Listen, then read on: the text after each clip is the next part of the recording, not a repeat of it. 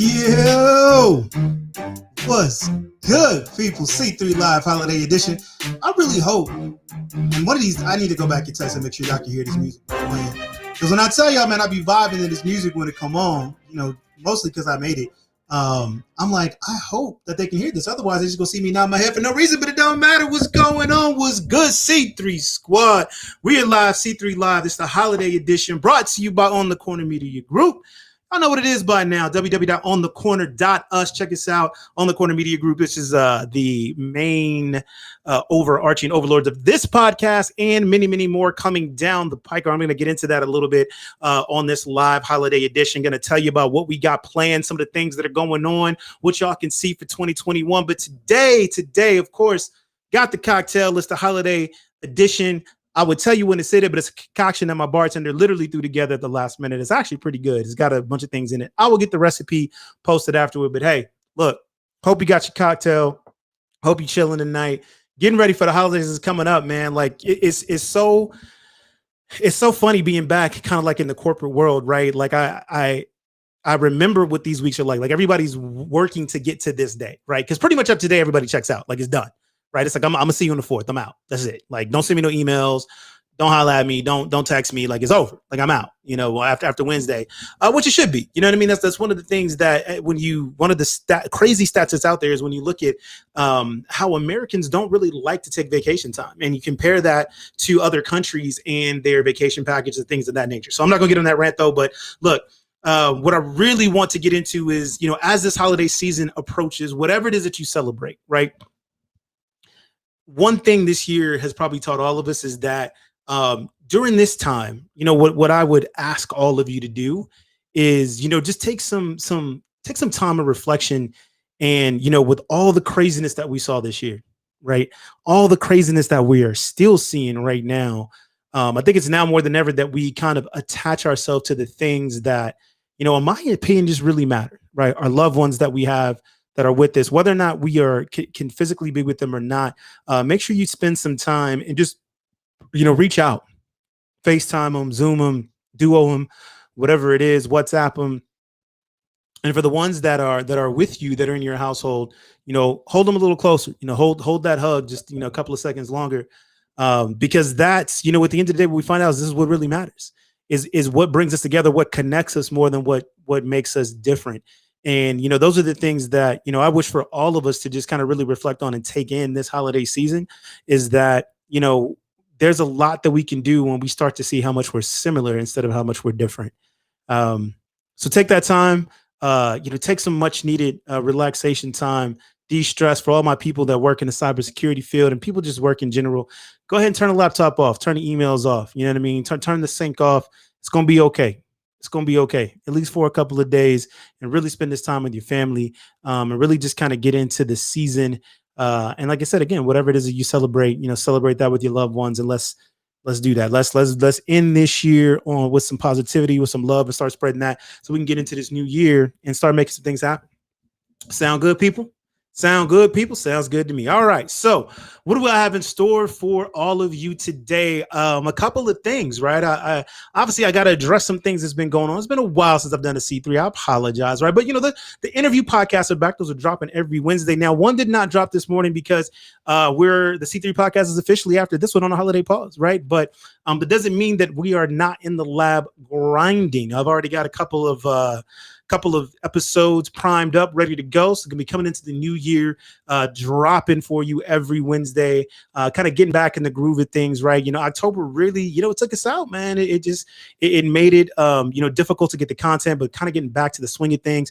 Got some surprises for you all, for the C3 Squad. We're gonna be dropping some of those. I'm not gonna really tell you what they are just yet, but let's just say things are growing. On the Corner Media Group is growing as a company, and the C3 podcast is growing as a podcast as we look to kind of do more things and kind of bring you guys different and interesting content. Of course, for the C3 podcast, it's still going to be about the interviews. I'm still going to be reaching out, giving you guys those interviews, talking to people, highlighting different things within the tech community. We're just going to be widening the base of things that we talk about. And it'll probably happen some more series. I love the feedback that I got from the Implementer series. That was so much fun, just kind of talking to people about, what it's like working in the identity access management field. I think what I'm going to do is expand that out. a little bit and, hop into some of the cybersecurity field and kind of give you guys behind the scenes of what it's like, doing some of those things, right? And hearing from, people who do this day in, day out, and what it's really like. And you got a taste of that when I interviewed the big homie, Davin Jackson, Mr. 1,000 subscribers on his YouTube channel. We got to give a big shout out to my boy Davin for that, man. So super proud of him and happy for him. That's the homie, man. You inspire us every day with your content, brother. Keep doing it, keep pushing. And next up is 5K, right? So we're gonna make sure we support pushing them up to 5K because this is what it's all about. That's what it's all about, is supporting and getting more people to, share their knowledge, share their positivity, and getting out there. So definitely going to see some more series coming from the C3 podcast. I'm setting up some of those interviews. As far as On the Corner Media goes, so we still have some content planned. Things didn't quite go the way we expected it to, right? And we can say that for just about all of 2020. But we still have podcasts that we're building that are going to be coming back strong in the beginning of the year.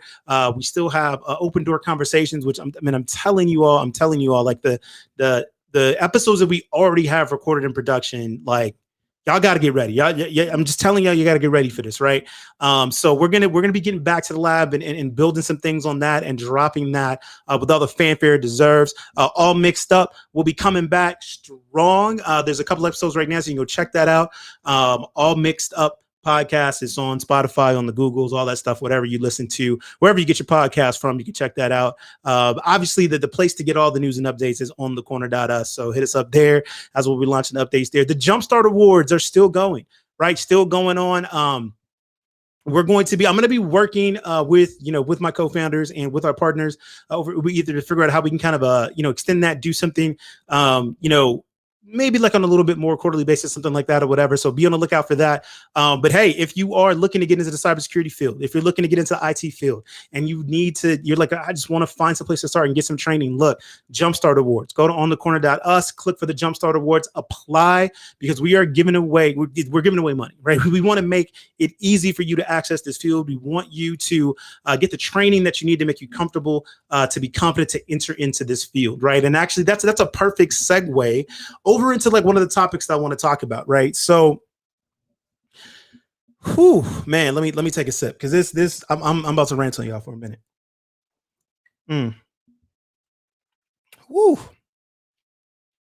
It's pretty good. It's got a sliced jalapeno in there to get a nice little spice, get you nice and warmed up. It's good. So I've been seeing this a lot, and I was lucky enough to get my Clubhouse invite. So I've been hanging around Clubhouse the last couple of weeks, jumping in on a couple of conversations, really just kind of listening in, and just in general, right? Like I get asked a lot when I'm either on other podcasts or just in general when people talk to me, it's like, hey, what would you tell somebody who wants who's looking to get into cybersecurity, right? Or what advice would you give to somebody looking to get into this field? And a lot of this stuff is what you hear, right? It's like, hey, look, go out there. I tell people, figure out everything at first, right? It's a broad field. So go test and play with a lot of different things and figure out what it is that you like. And there's so much free information out there, right? But what I see is everybody's, and look, I'm not about to knock these boot camps, but everybody's looking for like a boot camp or some kind of shortcut to be like, oh, in 15 months, you'll be a cybersecurity professional and all this stuff or whatever. Look, this field, this entire field of information technology, cybersecurity, whatever you want to call it, right? You're constantly learning, right? Anybody that calls themselves an expert just doesn't really get it, right? Because the real quote unquote experts, the real quote unquote thought leaders, or whatever you want to call them, the real leaders in this space realize that literally things change every day. And you're constantly learning, you're constantly adjusting and moving, discovering new ways to both defend, new ways to attack, new ways to build systems, new ways to make things easier for administrators and businesses to use and properly deploy architectures and products, right? So this isn't a standstill type of field. There's not one certificate that you're going to get. There's not one course that you're going to take that now you know everything you need to know. You just have to get started, right? Now, the courses are there to help you kind of give you the fundamentals, right? And, one of the things that my background was in computer science. And what I loved about having that degree in computer science is because what I now understood was the theory of computing and the theory of programming languages, how they work, what it means, right? What's the underlying aspect of these structures and data structures that I'm using, these algorithms that I'm building? Like, how is the machine actually taking this and interpreting it? Because when I understood the theory, then I could apply that theory to whatever I could apply that theory to whatever I needed, whether it's programming, whether it's building information security systems, whether it's messing around with vendor products or whatever, because I knew underneath the basic concepts of what was going on. Now, I'm not saying that to be successful in this field, you need to be a computer scientist. I'm not saying that at all. But you do need to understand principles in theories, however you learn them, right? So I'm starting to see this trend of so many people wanting to jump in this market because they see they see the salaries, right? And I will tell you this, like, money isn't everything. Now, it's easy to say once you have it.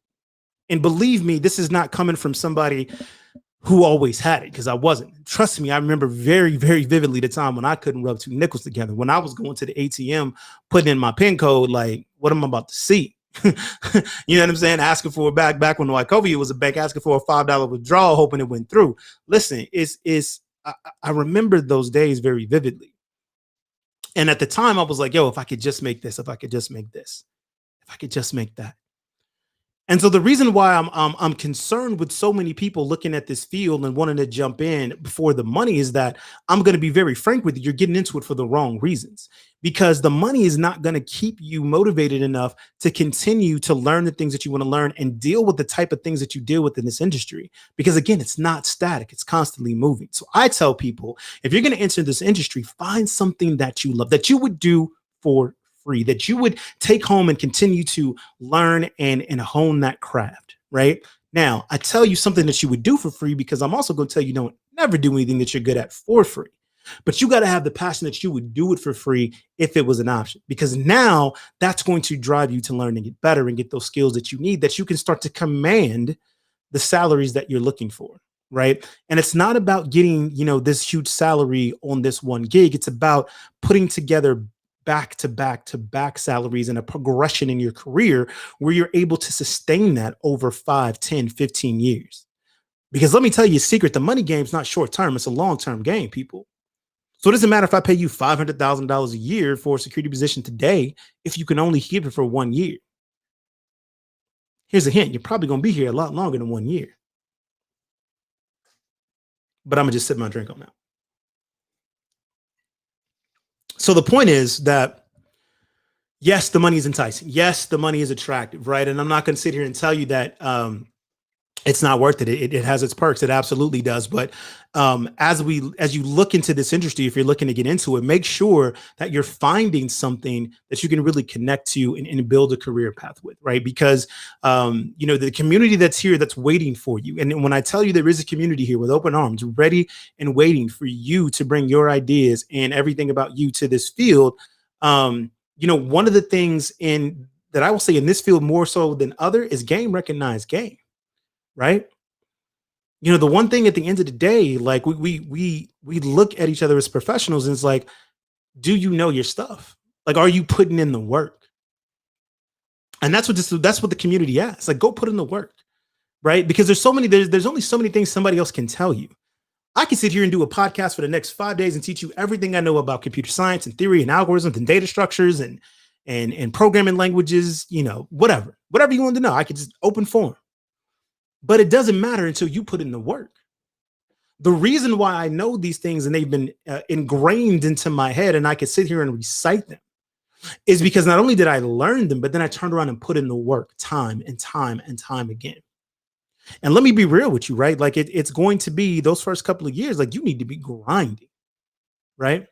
Don't get caught up in the things that's out here and the stuff you see on social media and the stuff that people post. Like, look, everybody ain't real. Everybody not telling you the truth. They're showing you the glamour, but they ain't showing you the grind behind it. What you need to be focused on is the grind. So find the people who are talking about the grind and what it really takes. Find the people who will tell you about putting in 15, 16, 17 hours, right? not wanting to let things go because they want to understand every single thing about something. I want to understand just a little bit more about how this Python script works. I want to understand just a little bit more about how this network is constructed. I want to understand just a little bit more about what I can do with Kali Linux. I want to understand just a little bit more why this architecture is put the way it does. Why do these systems talk the way they do? Why did this API send the data that it does? That's the stuff that you want to be looking for. Those are the questions you want to be asking and digging into. Because when you do that, you're doing two things. Number one, you're building a muscle of how to go and find your answers. And number two, you're reinforcing the things that you're finding.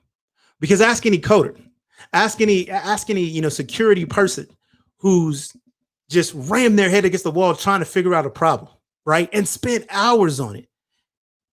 Ask them if they ever see that problem again, how quick they'll be able to diagnose it. Why? Because they remember all those hours they took trying to figure that out, right?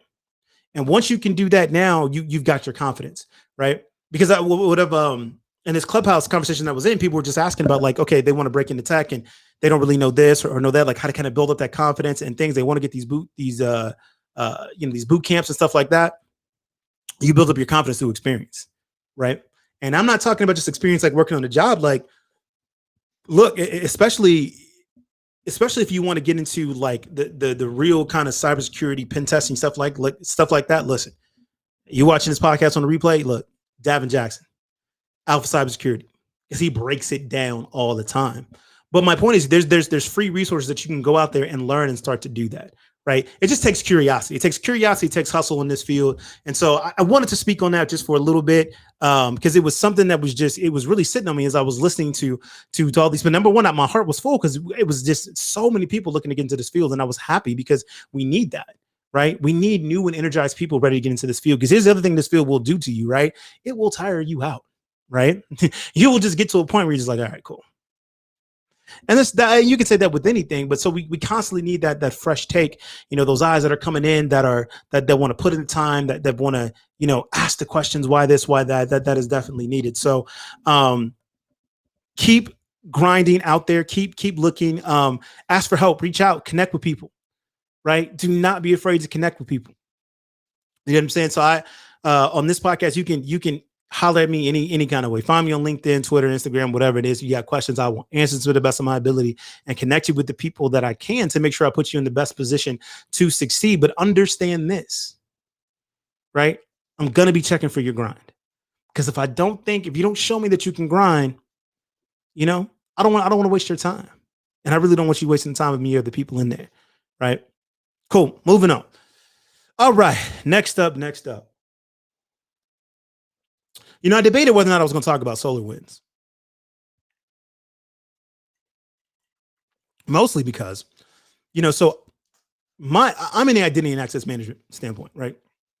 So I don't really get into, as I know about it, on the actual, what most people think of when they think of cybersecurity, on the kind of network security, the OS security type of things, I know enough to be dangerous and have a conversation about it, but it's not my area. It's not where I play. I play on the identity and access management side, right? How you can put together architectures and secure your accounts and the access to those accounts and governing those accounts and authorizations and things of that nature. So I kind of play on a different level, right? I would compare it to like infrastructure, right? It's kind of where I think of what most people think of cybersecurity. Like I'm on the application kind of AppSec kind of side of that, but look, I think it's just very interesting when I was reading the breakdown of the SolarWinds hack, and it's been a couple of days since I read it. So in stuff, something this big of nature, right? It's going to be changing all the time. But the one thing that was interesting that I saw that I kept seeing everywhere I read about it was how sophisticated of a hack it was, or really sophisticated of the malware itself, not necessarily the hack, right? Because I haven't really, and for those of you that may know, holla at me, let me know. Like I still haven't seen what the actual hack was, like how they actually got into the system to be able to upload this malware in the first place. That was going to be very interesting to me, but just the actual malware itself and what it did and how it was constructed. Because I saw why they said it was sophisticated. I mean, it was well thought out. This was a professionally developed piece of code, right? I mean, like I'm laughing because I'm thinking like this thing went through dev cycles, right? Like there was agile sprints for them to get this done. I'm just imagining, cats like with a freaking storyboard, like moving stickers over, like, all right, we get this piece now, because it was, I mean, just the breakdown of it was very well constructed. Like it was thought of, right? How it would sit for 10 to 14 days, a random variable between 20 and 14 days before I try to reach out to the command and control center, which again, this might be something that's normal. Again, this is not my cup of tea of where I research a lot of these, but like, again, it was well thought out. Okay. So it's going to sit and make sure that it's not sandbox, where it's going to make sure that it has connectivity. And then, the different, domains that it had to go out to the command and control center to go out and get its commands and come back. So it was just, the detail that went into how this was put together was impressive, to say the least. It was very impressive, which, to me, kind of going back to my earlier thing about, you're going to come into this field, like you got to find something that you're passionate about, because this is like, you got to like this stuff, right? You got to love this stuff, because this is where you would dig in. This is where you've got, I mean, this is on the other side. Like people are, this like I said, this was professionally done. This was well thought out code execution and code construction. So on the other end, like you got to love it enough to start thinking like, how do I want to build my system to defend against this? Right? How do I want to, what are the types, what are some of the things that I want to put in place to kind of stop this from happening? Like this is the ultimate game of chess, right? You're constantly trying to outthink the other side and what they're going to do. And it's a constant back and forth. Once we think on the defender side that we've got it, we found something, we made it harder, they turn around and find out a way to get past it. And so then the game starts over again. Right. And if that doesn't get you excited, if you don't nerd out about that, man, not saying it's the wrong field, but maybe this is another side you want to be on, because there's a whole nother side. There's the regulations, there's data privacy, there's the legislative side that desperately needs people as well. Right. So, but yeah, man, this SolarWinds thing has been definitely both fascinating and scary. Fascinating from the standpoint of watching it from a technical standpoint, how this happened, and looking at how it was executed out, but scary from the standpoint of, a lot of people are saying like, look, this is, we don't think we've seen the end of this, as far as people starting to attack that supply chain vector, which is, it's going to be interesting to see what comes down the pike with that. So I didn't think I would speak about it, but I did. And that's all kind of the time I'm going to spend on that. So moving on. 2021, man. Yeah, I'll be honest. I can't. I can't say I'm excited, nervous going into 2021, right?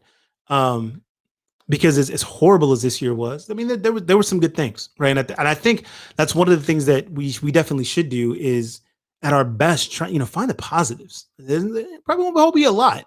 Find the positives of 2020, but kind of going forward to 2021, I maybe nervous, anxious to see kind of what we've learned from this past year, because we saw a lot this year, right?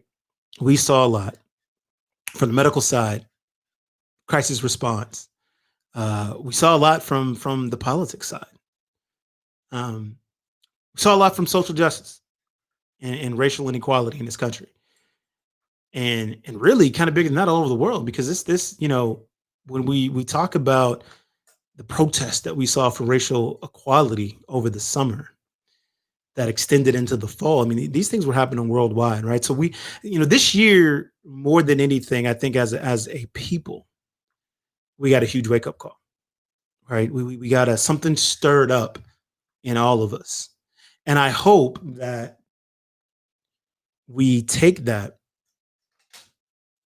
and we move it forward. We do something with it, right? What I will really champion for in planning, and we'll start doing more in 21, is taking this momentum that we have with these discussions and making sure that we're continuing to have them and pushing it forward to initiatives, so we can get to a point where we can do better, right? This cycle that we saw this past year when it comes to racial inequality is nothing new. We've seen it time and time again. And man, there was and I'm gonna mess it up. There was a quote though that somebody sent to me, and it was like, "History doesn't repeat itself. It just." Oh man, I'm gonna mess it up. Uh, so I don't want to torture it, but it was basically like history doesn't repeat itself. It's just like it's just a song that sounds familiar or something like that or whatever. Um, uh, I'll see if I can find that and maybe post it a little later. But the point is we've got to learn from our history, right?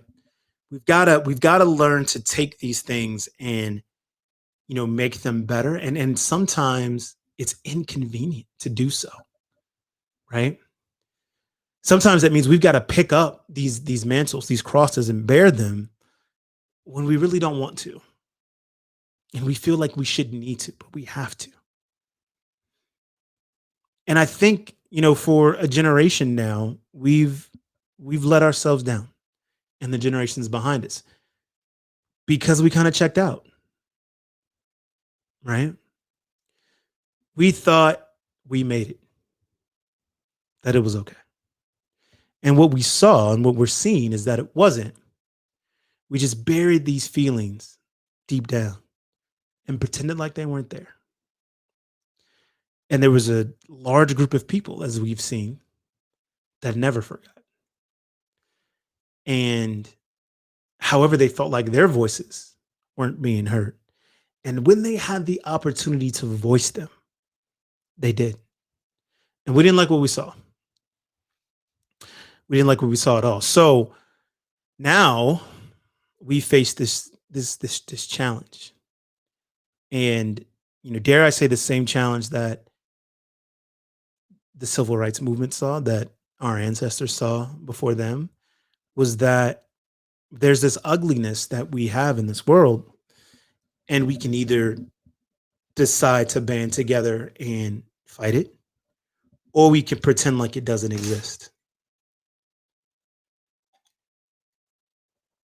Now, it's easier to pretend like it doesn't exist, and we can just go about our lives.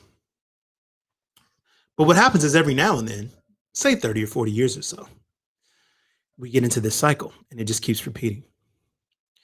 And the only way we end this cycle is that we finally say, okay, look, we have to address the elephants that are in the room. And we have to do it in such a way that reflects the promise and hope that is this country. Here's what I mean by that. Regardless of their actual lives, the forefathers that founded this country basically founded this country on the hope that all men are created equal. Now, granted, we all know that they didn't consider African Americans as men. They didn't even consider women in this. But what they painted and what they laid out was a vision. It wasn't an executed plan. It was a vision. A vision that was to be handed down from generation to generation to get better. And as we look at this vision that we've been given, the responsibility lays on us to make sure that we complete that vision. Now, we can get into all kinds of arguments about what they expected that vision to be. Sure, but those are pointless. Doesn't matter. The vision is all men are created equal. That's the vision. No ifs, no ands, no buts. Last time I checked, you can't say women without the men part. So they're women. So then all men, which would include women, are created equal. So if you're a man or a woman in this country, you were created equal. Therefore, the rights that you have should be equal. Period. That's the vision. That's the goal. That's the plan. That's what has been laid out in front of us to make sure that we go out and implement, right? So let's be the project managers. Let's lay out our roadmap. Let's start adding to our backlog. What do we need to do? How do we need to get there? And it starts by little things that we do every day, right? So let's start by the things, the people and the places that you interact with, the things that you do, right? So I'm going to issue you guys this challenge, little challenge, right? And you keep score yourself. The next time you're out, Let's say you see somebody that looks different than you, or you're in a Zoom call or whatever, and you see somebody that looks different. However you see this person. I want you to do this. I'm challenge you to say, you may immediately look at them and think of all the things of why they're different from you. Cool. Now I'm going to challenge you to list all the things that are the same. Like ask yourself these questions like, hey, I wonder if they like rap music. I wonder if they like apple pie. I wonder if they like walking or cycling, running, Dave Chappelle, The Office, whatever. Start thinking of things that you have in common. And you know what the funny thing about this line of thought is that once you start going down that thought, and maybe you'll be bold enough to ask them, you'll find out that, wow, they like this and I like this. Oh, they like this and I like this. Hey, I wonder if they have kids when they come home, do they hug their kids? Or I wonder if they're in a Zoom call and their kids start screaming, they think, oh my God, I'm going to throw this kid out the window. Right? It's just, we will find in time that we have more things in common than we do that are different. And if we focus on those things, it's interesting to see how the conversation changes, right? We start to connect a little bit more, just a little bit. And it's that little bit that we can take and start to implement this vision that was laid out for us. Because it's on us. It's our responsibility. Every single one of us, whether we want it or we don't, doesn't matter. It's ours. All right. Heavy, right? Not too bad. So that's it. We're going to wrap this up. I am wishing all of you a very, very, very happy holidays. Like I said at the beginning of this, take some time, relax, kick your feet up. I can tell you on Christmas Day, what I will be doing. I will be sitting on my couch, being a glutton over basketball. Hopefully, basketball. I already saw that there was a game tonight that got canceled due to some COVID-19 protocol. So hopefully, we can get this Christmas Day basketball glutton that's laid out. I mean, it's just so many games. I'm gonna love it. I'm gonna love it because it's a holiday tradition in my family household to watch the Lakers play on Christmas. It's been a thing ever since I can remember. So all the years they don't play was always hurt, but my Lakers are back, so I get to see them on Christmas Day. It's going to be fantastic. I'm going to be sitting with my family watching that. I'm going to FaceTime my aunt, who I love to absolute death because I was raised in our household watching the Lakers play on Christmas, hearing her screaming at the TV like they could actually hear her. And it's funny because now I do the exact same thing too. So I will be, sipping a cocktail, eating food, chilling with my family and watching the Lakers play on Christmas evening. But and I hope that you are with your family, you're FaceTiming with them or Zooming with them or whatever it is, and enjoying this holiday season. I will see you all in the new year in 2021. Like I said, more content coming from you, coming from us over at On the Corner Media. C3, the C3 Lives will be back. The interview podcast will be back. We've got some banked. We got some heavy hitting conversations that I'm going to be rolling out and some new things that we're going to be doing as well. So with that, everybody have a good evening. Hope you're sipping on the cocktail. Wait. Before I go, I got to give a very, very, very special shout out to my guy, Matt Topper, CEO of Uber Ether, who sent me a wonderful gift. I appreciate it. I do have my little custom barrel here with the logo. I appreciate that, man. I see you. I didn't use it for the night because I didn't get a chance to wash it out before I had the drink. But thank you for that. To everybody out there, to all my friends, to all my acquaintances, I love you all. I really do. Doesn't matter if we've met once, twice, we talked 5 or 6, 7 times because you were living and breathing. I got love for you as another human being. So enjoy the holiday season, people. We will see y'all in the new year. Y'all know what it is. To the next cocktail, to the next conversation. Y'all stay safe out there.